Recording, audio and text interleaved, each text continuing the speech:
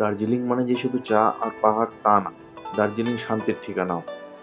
আর এখানে শান্তি পেতে গেলে আপনাকে চলে আসতে হবে দার্জিলিংয়ের যেকোনো মনেস্ট্রিতে, যার মধ্যে অন্যতম হচ্ছে ঘুম রেলওয়ে স্টেশন থেকে দার্জিলিংয়ে যাওয়ার পথে দার্জিলিংয়ে ঢোকার ৫ কিমি আগে ডান দিকে পড়বে ১৯৭১ সালে তৈরি করা একটা মনেস্ট্রি যার নাম রুকসাং নিয়াক চোলিং মনেস্ট্রি বা ডালি মনেস্ট্রি।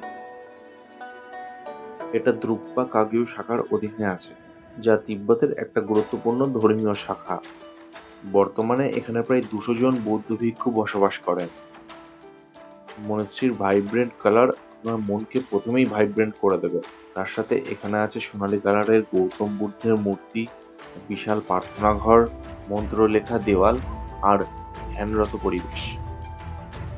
আর তার সাথে আছে দার্জিলিং শহরের অপরূপ দৃশ্য। ফটোগ্রাফির দিক থেকে দেখতে গেলেও জায়গাটা আদর্শ জায়গা। ওম মানি পদ্মে হুম প্রতিটা মন্ত্র যেন হিমালয়ের বাতাসে শান্তি ছড়িয়ে দেয়। এছাড়াও এখানে নিজস্ব ক্যাফে আর মিউজিয়াম আছে যেখানে আপনারা নিঃসন্দেহে একটা সুন্দর টাইম স্পেন্ড করতে পারবেন। আরো পাহাড়ি গল্প শুনতে আমার ইউটিউবের ভিডিওটা দেখো আর আমাকে ফলো করো।